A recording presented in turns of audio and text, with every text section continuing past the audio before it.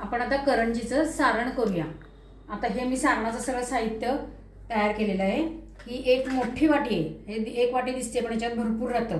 ही एक वाटी खिसलेलं खोबरं आहे, ही पिठी साखर एक वाटी, वेलदोडे जायफळची पावडर, खसखस, तूप आणि हे आपलं ड्रायफ्रूट्स आहेत सगळे हे, आणि हा रवा। आता हे सगळं आपण परतून एकत्र करून हातानेच मिक्स करायचं आहे, मिक्सरमधनं काढायचं नाही आहे। आता मी कढई ठेवलेली आहे गरम करत।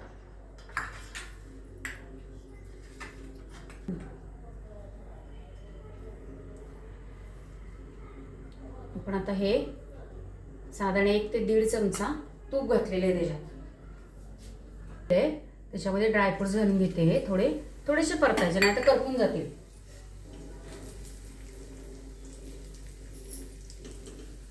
ड्रायफ्रुट्स आता आपण काढून घेऊया सगळे। यात रवा घातलेला आहे, रवा चांगला तुपात भाजून घ्यायचा। तो आपल्याला रवा भाजतोय छानपैकी, जरा मंद गॅसवर भाजायचा। काही जण याच्यामध्ये डाळीचं पीठ घालतात, ते तुपावर परतून घालतात आणि काही जण याच्यामध्ये खवा पण घालतात, पण तो खव्याचा काय होतो, काढायला नंतर वास यायला लागतो, त्यामुळे तो नाही घालायचा। शक्यतो रवा किंवा डाळीचं पीठच घालायचं, पण दोन्ही मिक्स नाही करून घालायचं, फक्त रवा घालायचा। भाजलेला आहे, त्याचा वास येतोय तुपावर भाजलेल्याचा।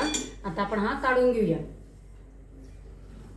कढई गरम आहे तोपर्यंत पटकन खसखस भाजून घ्यायची, म्हणजे मग ते कच्ची राहत नाही।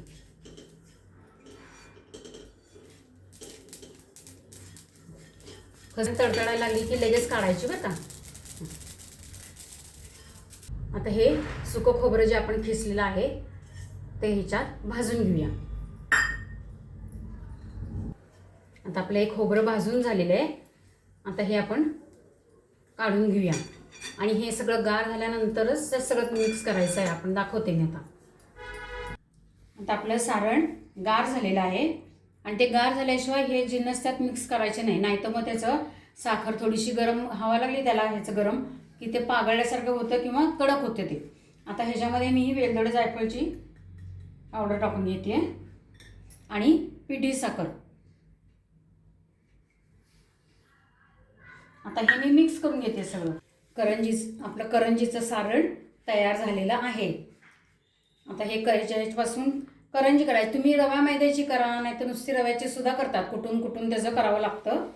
आणि अशा पद्धतीने सारण करून आधी करून ठेवायची तयारी, म्हणजे मग ऐन वेळेला कणिक म्हणून त्याची आपल्याला लाट्या करून करता येतात करंज्या। अशा मस्तपैकी करंज्या करा।